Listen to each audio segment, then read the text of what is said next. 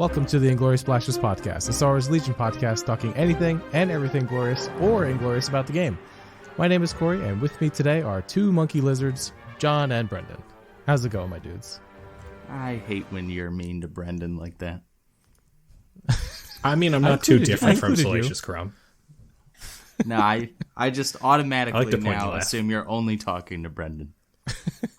Is that a you know, what is the term I'm looking for? Like a self-defense mechanism? Like it's like, no, he's not talking about me. Yes. He's talking about Brendan. Yes, I only heard the gentleman part. Did you even say that? Or am I that good at deflection at this point?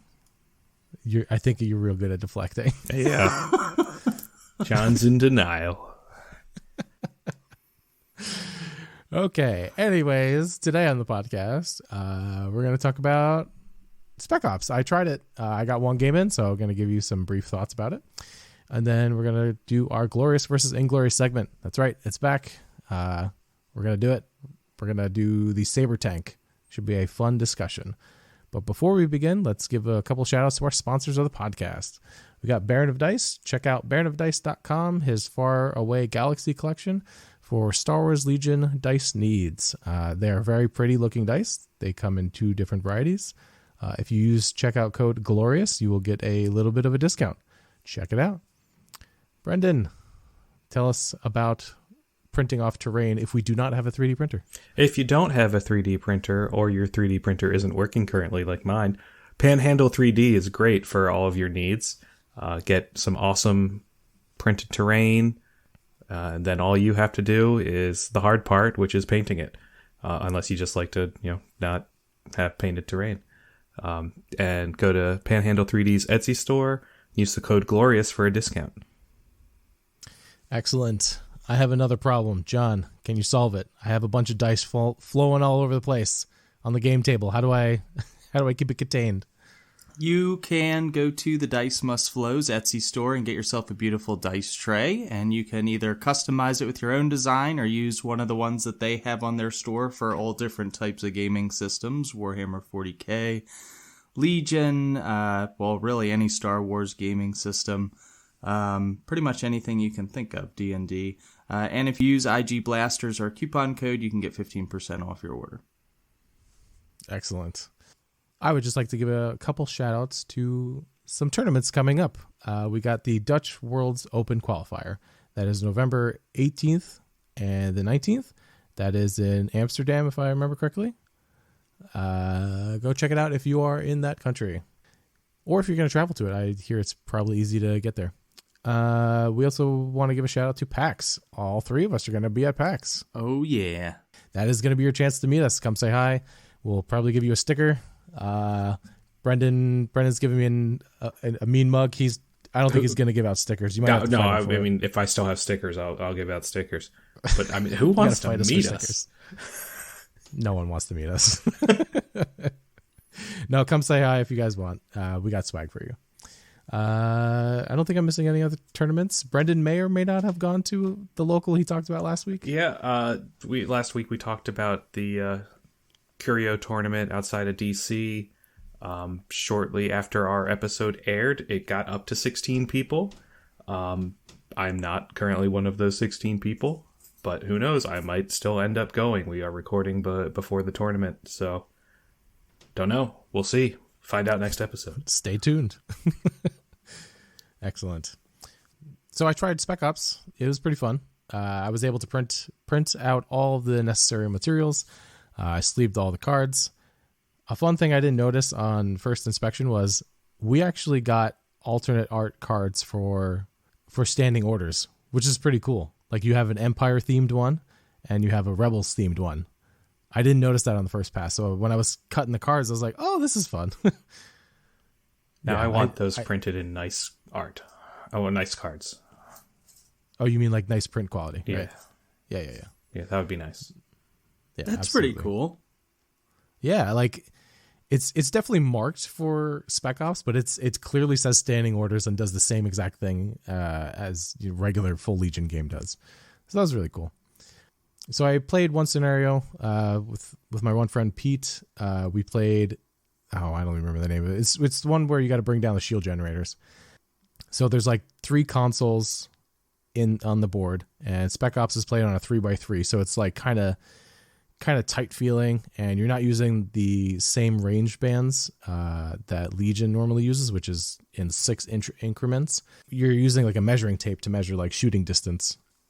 So that's pretty cool. Like I played an Imperial, just the Imperial troopers, not the Special Forces dudes, right? So, and then my buddy was playing the ARC troopers, so like the more specialized elite people.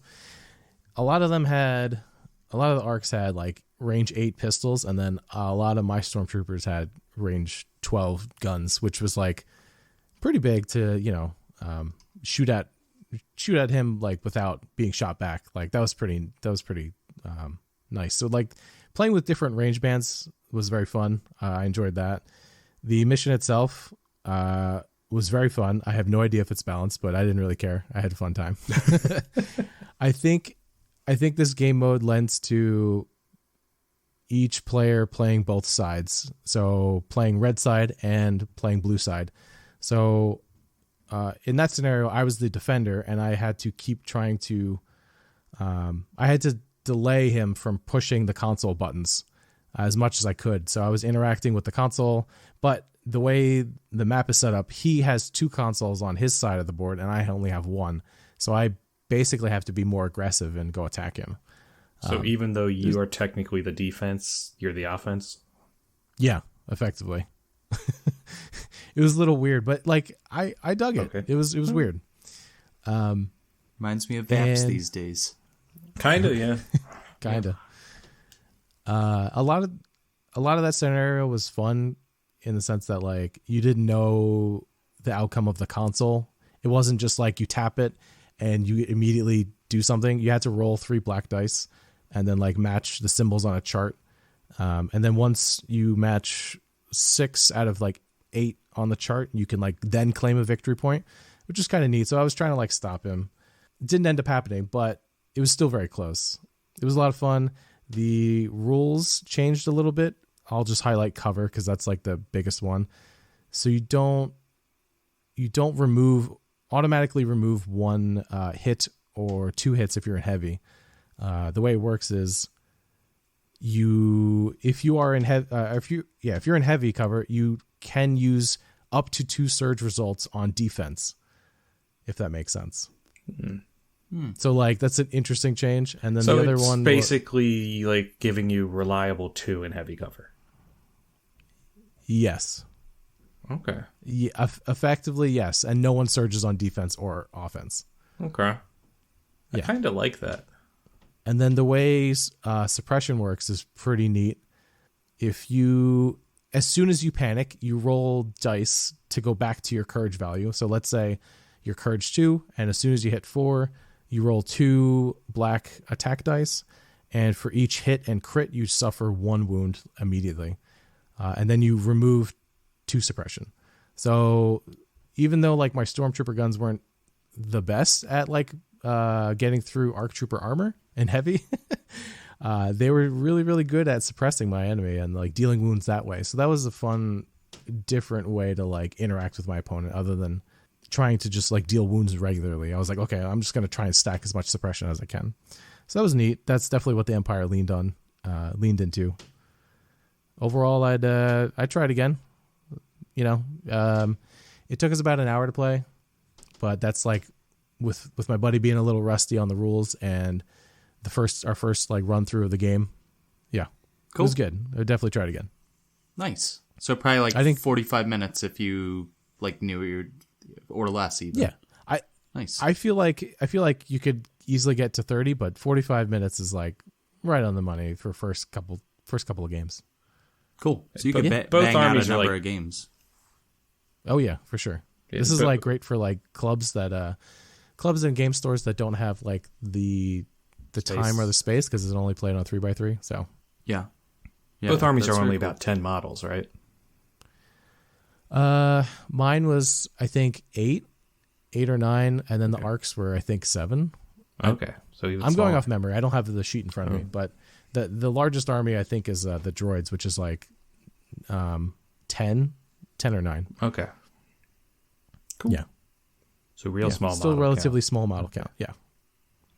Nice. Yeah. Right on. Well, if anyone else has tried Spec Ops and you like it or you dislike it, I'd love to hear about it on our Discord. If you check in the show notes, you'll see an invite for it, and you'll be automatically joined into the most inglorious Discord ever. True. Yeah. If you want to show off like some hobby work, some pictures of your pets, I do want to give a shout out. Hold on. I'm going to butcher this Discord name. Circes? I don't know how to pronounce it. That's Chris. That's Chris? Okay. Well, interesting way to spell Chris. He posted his baby guinea pig. His real name's Chris. Oh, in the Ewok village? In the Ewok village. Yeah, that was good. The guinea pig's going up the stairs on the Imperial Terrain Ewok village, like STL set, if you're familiar. So that was fun to look at. Well, I don't know if you noticed on the one picture where he's actually on top of the tower, he was given a little Ewok hat. Yeah. Yep. That makes it even better. It was adorable. So if anybody wants to see that, they have to join the Discord.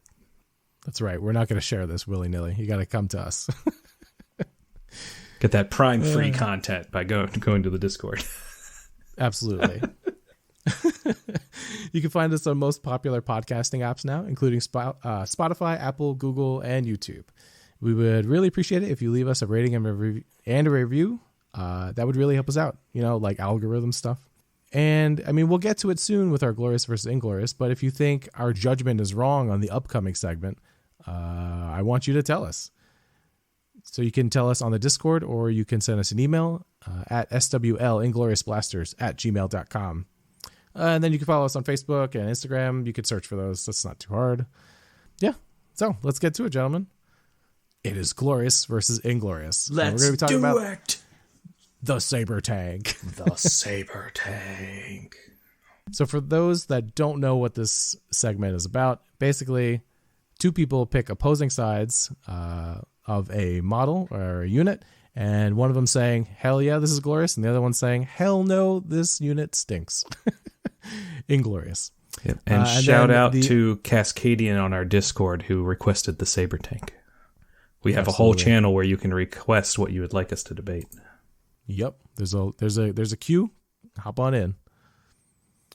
And then the third person is a neutral third-party judge who is going to listen to all of our praise and smack talk about said unit. So I will be arguing that the Saber Tank is glorious. Brendan's taking Inglorious. Woo! John is the impartial judge, I hope. I doubt he's impartial. He's a I Republic am player. Impartial. I actually like judging yeah. the Republic units because I like to hear your feedback for the Glorious versus Inglorious on them. Okay. Very cool. But before we start the debate, Brendan, do you want to give a quick rundown of what the Saber Tank can do? Yep. So the TX-130 Saber class fighter tank is a heavy unit for the Republic. It's currently at 160 points. It's a repulsor vehicle with red defense dice, 9 wounds, and a resilience of 6. It has a range 1 to 4 twin lateral GA6N laser cannons, which is double rainbow, so 2 red, 2 black, 2 white. That's critical 1, impact 2, and fixed front. It is a speed 2 vehicle, and it can take a pilot upgrade, a hardpoint upgrade, comms upgrade, and an ordnance upgrade, as well as the fact that it is fully armored, has Arsenal 2, hover ground, outmaneuver, and weak point 1 rear and sides. The hardpoint weapons are unique to it. It's got the TX-130 beam cannon turret, which is range 1 to 4, 2 red dice that has beam 2 for 15 points, and the TX-130 twin laser turret, which is range 1 to 3 for 3 black dice and critical 1 for 14 points.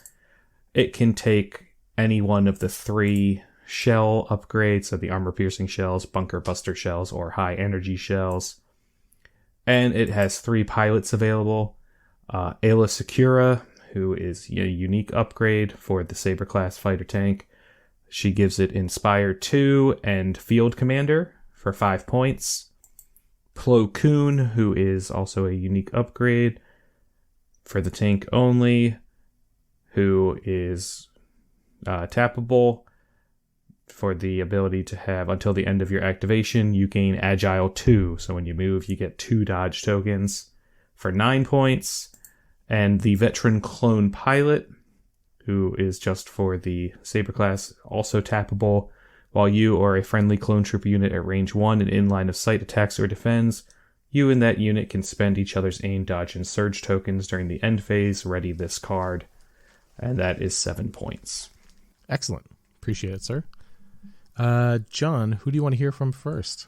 Let's go Glorious. Koray, what say you? Glorious. Well, let me tell you about how awesome this vehicle is. I do love big vehicles, and I cannot lie. All right, that's a really bad joke. I'm going to move past that. Too late. Too late. Point in my favor. All right, so big vehicles are like kind of my specialty. I love big, like armored vehicles that have like a big base that you can like plop yourself on and say, you are not going to get past this. You're not going to shoot past this. And if, God forbid, we're playing KP, I'm just going to stomp on that center KP, or even your home KP. Like, I'm just going to like, go bum rush it near the end of the game. These are some of the strengths that like big vehicles allow. This vehicle also rolls red defense dice, which is like, I mean, I don't have to say it. It's not rocket science. Red is better than white defense dice. Shout out to our last podcast where we talked about red save armies versus white save armies. And you'll know why they're better. All right. Math. Yeah. Blasphemy. But let's talk more about the tank. All right. The Republic is just filled with like elite units. This is another elite unit. I think like a good loadout for it is about 180 points. So it's the Veteran Clone Pilot, Link Targeting Array, and Higher Energy Shells. It's a solid 180 unit. And then the stuff you put around it, you could probably get around 9 or 8 acts, depending on if you want a force user or not. This thing just like rocks. Like you can use dodges to cancel like hits and crits, like meaning you don't have to roll defense dice. I mean, come on. That's just really good.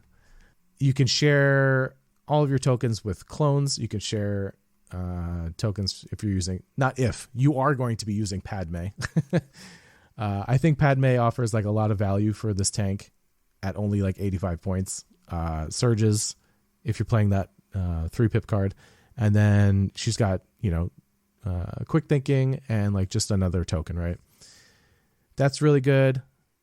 R2's like stapled onto like a Saber Tank list because it's a big vehicle, just in case they get through all your dodges somehow. Cody's there to, or not Cody, sorry. R2 is there to heal him. And then like from there, I think you could pick your flavor, right? You could choose how degenerate you want to be. Do you want to go more fire supporty? Well, I think Cody is your guy. Cody offers you direct vehicle, and then he can, give observe tokens. He's just an overall like solid like commander. And then you've got your Jedi token batteries in the form of Yoda or Anakin. I'm not well versed enough to say which one's better for the tank, but they both do a really, really good job using Exemplar or Yoda's Luminous Beings turn. And then if you also got Padme on that list, like he can give some tokens to Padme as well to like some surges so that the tank can use it. This tank is not going to die. If the tank dies, I feel like something went wrong. I think if you just sit at range 4 and then like slowly move towards the end of the game, like they're not gonna be able to kill it. Another thing I would like to point out is like I mentioned it before. It's a big line of sight blocker, so I'm not saying it's gonna happen every time, but if you need it, R2 and maybe Padme can score a secret mission behind it while the tank escorts those two. They can like move right behind it, right? I feel like these are valid strats that no one is really trying. Gar is pretty stacked with good units in general.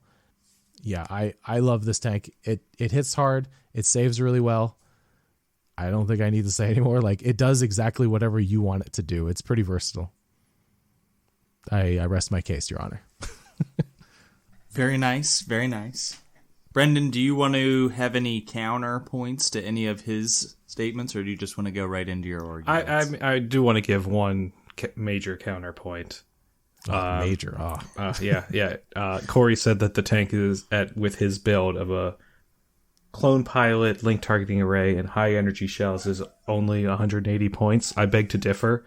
That tank is 320 points because of Padme and R2. Okay, that's fair. But you know what? It makes that tank look really, really good. Yes. I feel like you're using my methodology of thinking right now. I'll concede that point. Okay, all right, hold on. You can play the tank at 180 and don't include R2 and don't include Padme, but you're going to have a bad time. So I'll concede that point. Fine. Thank you. But so on the merits of the tank really itself, without support, I will say that the Saber Tank is arguably one of the best vehicle heavies in the game, even without the supports.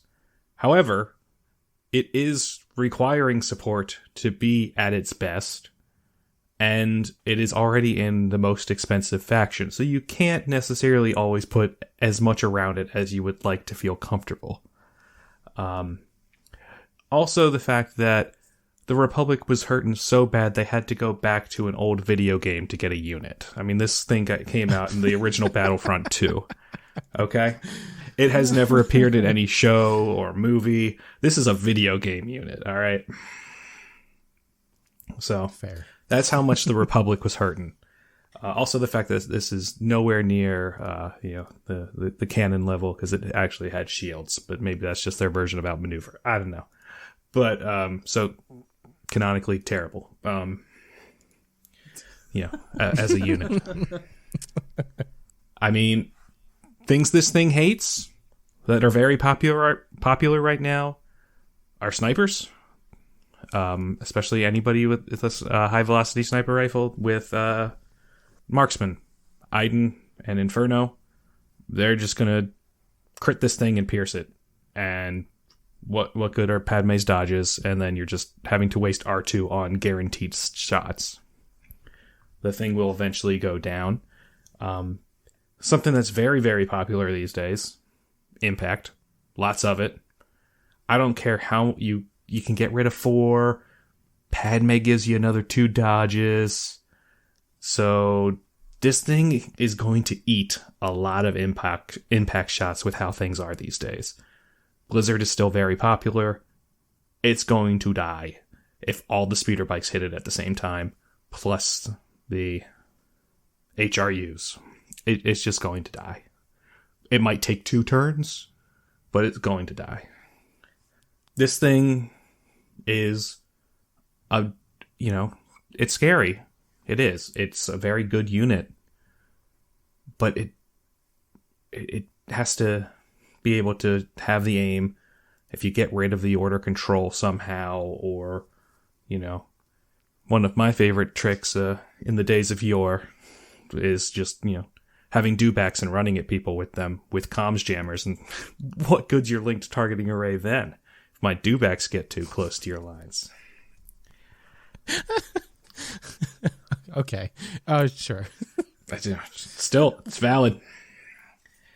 But, ultimately, it's a big unit that in most scenarios you can just ignore. Just shoot everything else.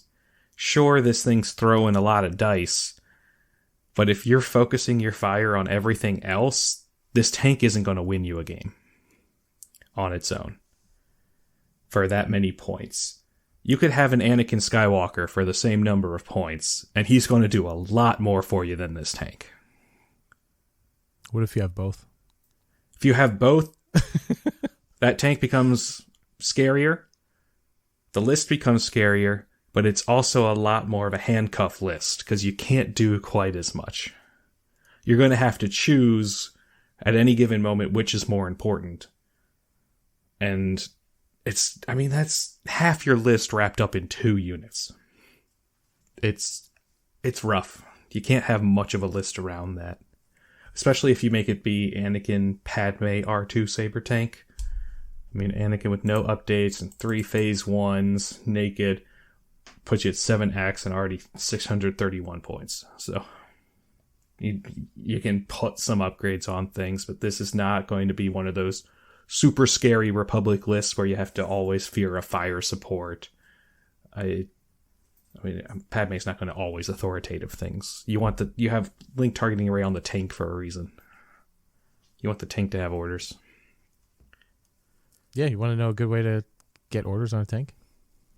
It's Cody. Yeah. Gets you a free one. Gets you a free one every time.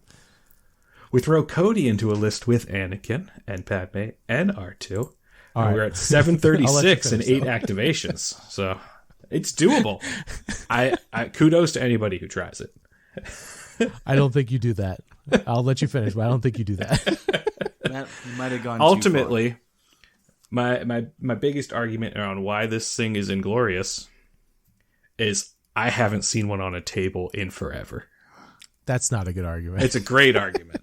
That's not a good argument. No, but really, it's just an expensive unit that in the current meta with all the impact, even with support, it's going to fall.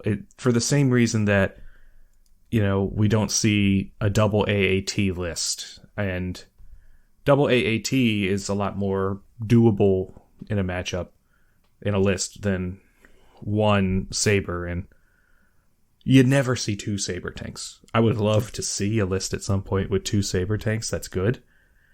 But it's just not possible. The Saber Tank is a great support piece, but currently it's lacking in being a major focus for the army, especially without support. If you don't have Padme, R2, Cody, Anakin, Yoda, I don't think you're building a list around a Saber Tank without them.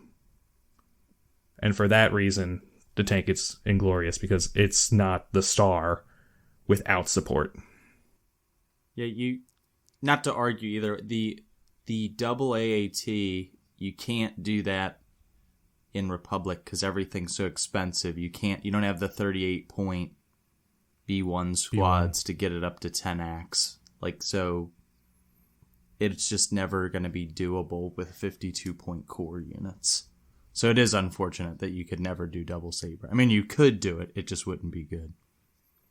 Yeah, you would suffer. You could do 2 Sabers, Aayla Secure as a field commander, and 6 naked clones at 670 for 8 activations. So Yeah, well, that's not good, though. No. I'm saying there's still points to work with, but the tank can't be your core without support for the tank. Look, the tank needs support. That is correct. I'll concede that.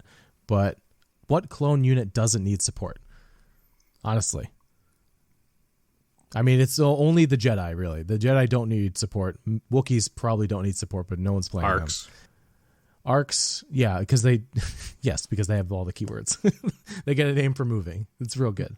Barks, they probably don't need help either. They don't need support, right? He's just everything else, himself everything else in that list, is built around hey, let's all buddy token share, right? The Saber Tank's no different. It's built around token sharing with your friends and maximizing the most out of those tokens, defense tokens, and fire supports. So one of the big tricks, right? So that's why I say Padme is essential, is because they're 2-pip. You can move one of your clone troopers into range for a fire support, and you're definitely gonna do some damage there. The tank plus let's say a Z6 backed up with at least a couple tokens is gonna be a worthwhile shot Potentially. Yeah. It doesn't surge, so You have critical at least 2 on the build that I gave you. If you throw a DC 15, you now have crit 3. So yeah, I don't know if you do it, but Does Padme? Yeah, Padme's 3-pip allows you to get reliable surge tokens, so that's more. I'm not saying it's like a crazy amount of surges, but it's almost surge to hit or surge to crit, like effectively. It's pretty close, and you could throw a clone commander in there and bolster Padme in the tank, and then you're pretty much surge to crit, surge block. Yeah. Yeah, like this is if you love Republic and you love like big vehicles, like this is the way to do it. Like I do want to argue a little bit. Like Brendan said, high velocity snipers is like a way to knock them down. Yes, but the only ones that are going to knock this thing off are like the characters. Like the regular Imperial or Rebel snipers, they're going to have a harder time. You are literally just searching for that crit. Cassian has no problem. Iden has no problem.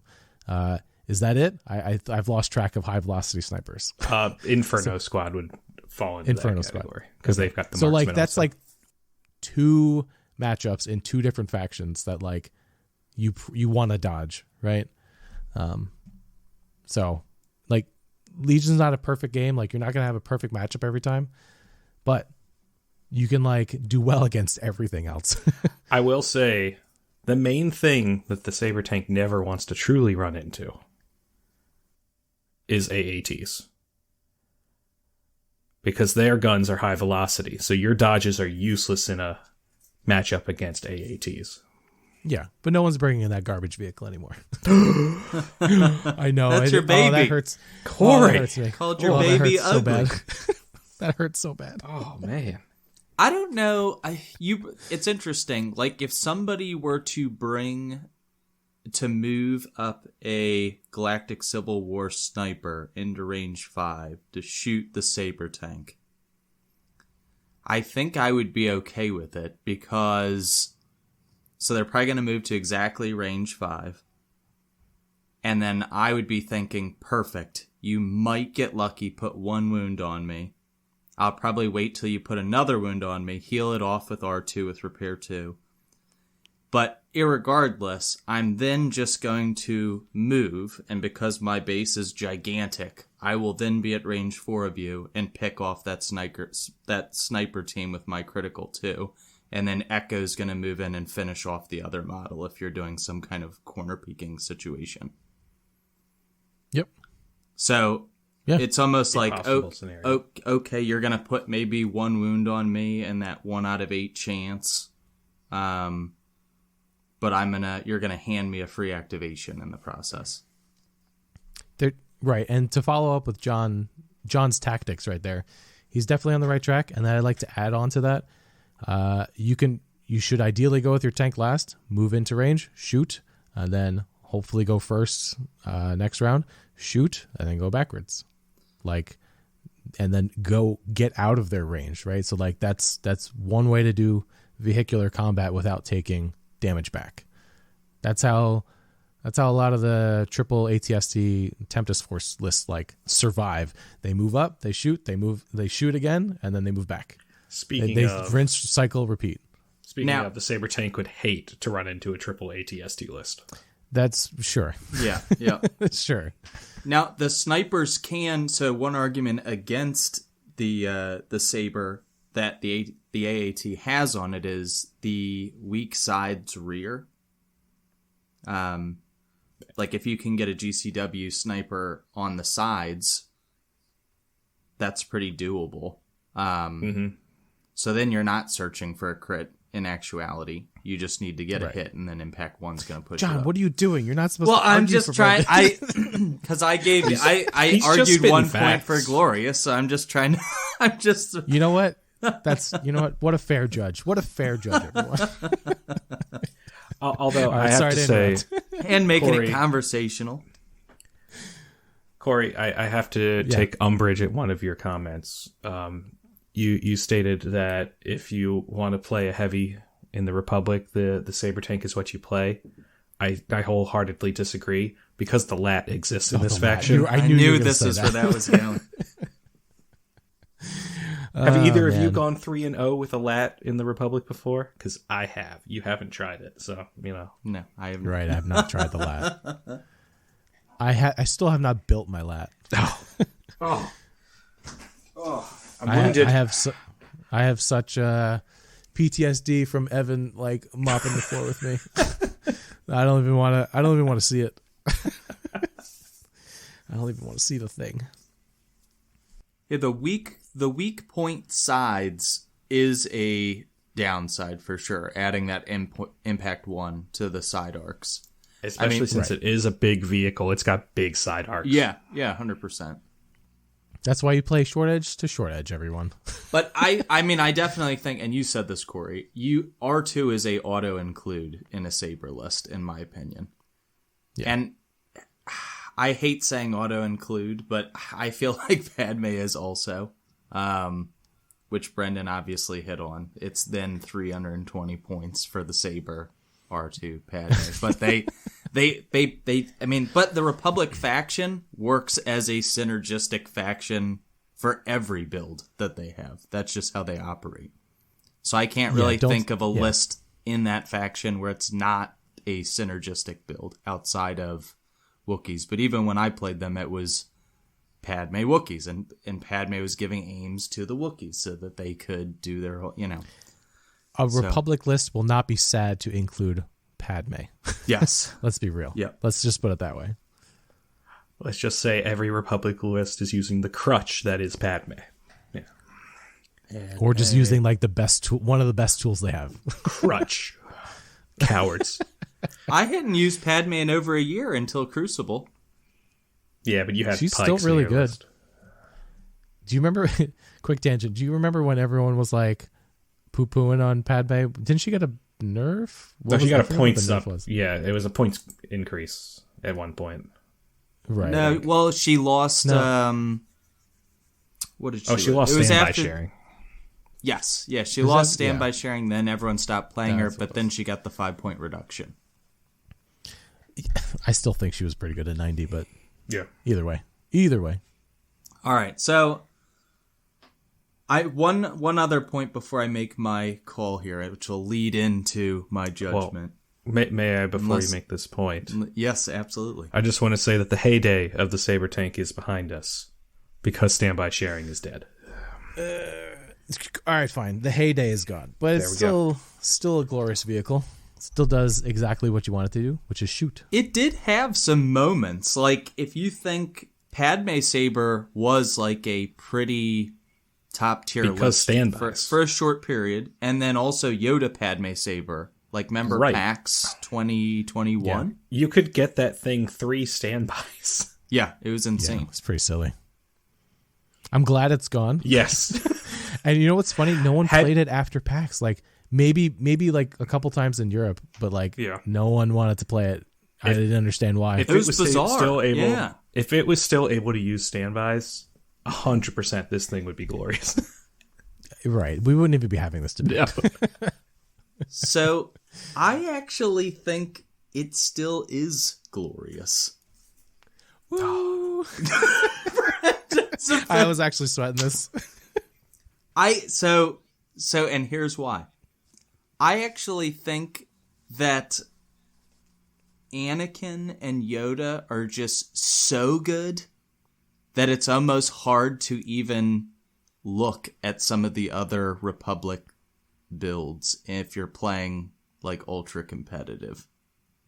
That's fair. So I was like looking at the Saber as we were doing this and putting together some builds, and there's multiple lists I was throwing together as I was listening to you guys where I was like, whoa, this is good. Whoa, this is good. Right? Whoa, this is good.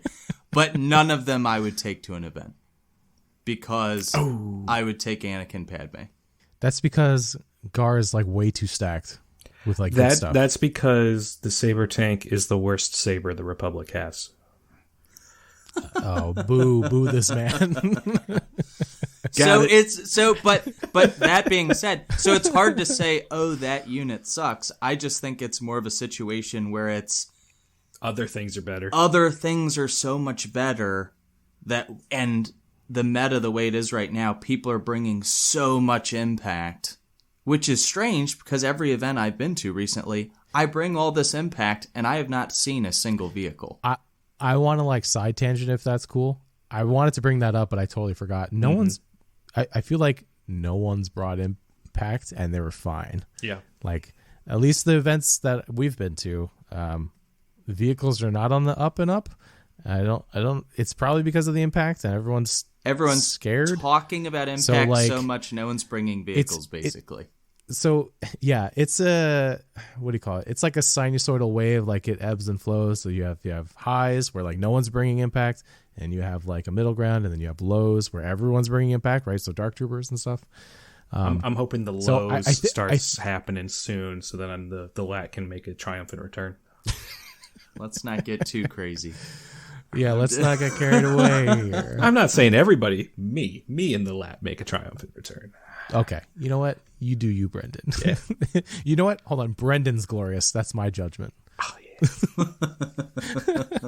Me? No. I play the most Inglorious list in this podcast. But yeah, that's what I want to point it out. Like, no one... It feels like no one's bringing impact, well, at the crazy amount, and they're fine. You might have that matchup where, like, well, here's double darks, or, like, here's something else. I wish I had it, but how often are you going to run into that? At a 3-game event, not often enough. At a 6-game event, you might have one matchup that like is heavy armor. Depends on if you know that one guy in your local who always plays whatever. Whether it's the double dark guy, the triple ATST guy, the double AAT guy. Every local scene's got at least one of those guys. They got one of those guys. Yep. That used to be me. I'm like, okay, double AAT boys, let's go. All right, sorry to interrupt, John. No. So yeah, I'd definitely say that it is a good unit. So I would say it's glorious. I just think, like I said, the internal balance in the Republic faction is so skewed, where you have some of these crazy S tier units that make it A tier, but there's such a big gap between S and A in Republic, where it's like, oh, okay, the Saber's good, maybe not A, maybe high B plus. So it's playable, but Anakin and Yoda list are just so good that it just never really comes to mind. And then when you go, oh, well, there's so much impact out there, I'm just going to stay away from vehicles and not experiment right now with it. So that's kind of where I'm at. I mean, when we said we were going to do Glorious versus Inglorious, I wasn't like, oh, this is a terrible unit, let's debate it. I was like, oh, really? Like, okay, I'm curious to see what you guys have to say. So that's why I wanted to judge it also. So there you go. There you go. Good fight, Brendan. Good job, both of you guys. Thought you both did a wonderful job. Brendan's real sad. No, I'm just thinking of all the fun times I had with this in Battlefront 2. Yeah. It was definitely my favorite vehicle. Saber. Yeah, Sam did well. Sam McHenry. I don't remember his list. I think it was one of your tournaments, Brendan. I can't remember. Yeah, I didn't end up playing him. But yeah, he brought a Saber Tank, and he went 3-0 with it at the event. Do you remember what was around it? Like, is it the things we talked about? You know what? I can probably. No, it wasn't on game uplink, so I have no idea. I didn't get to play him or talk with him. Guaranteed, it's got R2. Oh, it had it. I guaranteed at least had Padme, but I'm not sure. It almost proves my hypothesis, though. He won a major event, got his invite, so then the next fun local store event, he brought a Saber. Yep. So he still wanted to be competitive, but he just got his invite, so he brought a Saber list. Yep. I agree. Point proven. And I did not set that up. It literally just came to me. Glorious. You heard this whole thing was everyone? Rigged. It's rigged. Go ahead and start replaying the Saber Tank. It's a great vehicle. It's a cool unit. I will say the only thing on it that you should never take because it's pointless is the beam cannon. Oh, yes. Oh yeah, we should mention that here. I don't think the hard points are ever worth it. And I do mean this maybe the beam cannon turret for when your shells are down and you've moved. You mean the twin laser, or you want to move and shoot, stuff like that. Oh yeah, sorry, the twin laser turret. Sorry. Yeah. Yep, that's the one I'm talking about. And beam you don't want to take because it's 2 red. Sure, you can get an extra 2 attacks off with beam 2, but with everything having heavy cover these days, you're looking for crits on every shot. And correct me if I'm wrong, you can only fire support the first beam attack. Right. Yeah, so it doesn't even sound that spicy. I wish it was. But alas, it does not. Give that thing critical 1, maybe we'll talk. Yeah. Yeah. I think you want to be fair. lean and mean. I think I like the link targeting array high energy cells 173. Or if you don't want to do commander, throwing one of the field commander upgrades on there. Nah, I really think the way to go is Cody, because then that thing's guaranteed an order every turn. Yeah, Cody, I've definitely been looking at a lot of Cody tank lists. He offers a lot of utility and the order, the free order every single time. It's so good. When he came out, you put together one that we talked about on the cast that I thought was awesome. Yeah, I built my tank, I primed it, and that's where I got. So I still need to get through that. Maybe Mine's still in a box. Maybe I need to prioritize that. It's real good. Honestly, what happens is I will put together a list like the Saber list I'm looking at now that I put together, and I go, whoa, this looks really good. And then it's like, all right, Crucible, 6 weeks away. That means I probably can get 3 to 4 games in, maybe. So I have no time to practice this. So I just go right back to Anakin Padme. And then we'll finish that. Because you're a coward. Then we'll finish that, and it'll be like, all right, now I'm thinking PAX, 6 weeks away, no time to practice. So it's like, there's just one thing after another, and then even though I have this great list idea with this Saber, it will just sit on the shelf, theoretically speaking. Or John, why do you care when you already have your invite? Just go play games. Yeah. I was about to say that. So, John, you just said it earlier. Sam won his invite, played a fun list afterwards, and was still competitive. You just said your answer. Oh, I guess that's fair. Some of us don't have an invite, all right? And we're still playing ridiculous lists, all right? Get over You're yourself. still playing Lat. What are you doing? Well, that's news. I heard back from AMG. Right, they approved my invite. There you go. So the invite I had, then I thought I didn't have. Now I actually do, in fact, have. So hooray! Huzzah. So just go ahead and email AMG if you are unsure if you have one. Email them a lot. There you go. A normal amount. Normal amount. Weekly is the recommendation. Do you want to hear this list real quick? I think it's pretty spicy. I mean, it's pretty basic, but I think pretty spicy. Go for it. And then we'll end on that. Real quick. So it's Clone Commander, Padme, R2, Phase 1 with an RPS, Phase 1 with the DC-15, Captain, and Situational Awareness. So kind of taken from the Anakin Padme list. 3 of those. So now you have 4 Phase 1s with heavies, all range 4. Arc Trooper Echo, and then the Saber with Link Targeting Array and High Energy Shells. 788 9X.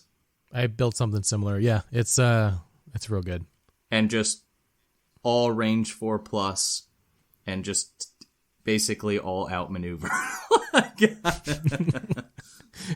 Yeah, you're taking disgusting the scummiest stuff that you could take, yep. Like all the outmaneuver and all that jazz. Yeah, and I mean, I'm sure I could make. This was literally just while you guys were making your arguments. I was like, what could you throw together that would just be a pain in the butt to deal with from range 4? I will say the best thing is that barrier can't be used on the tank. Yeah, that is a good thing. Otherwise, 100%. It would be dumb. Yeah. Yep. Oh man.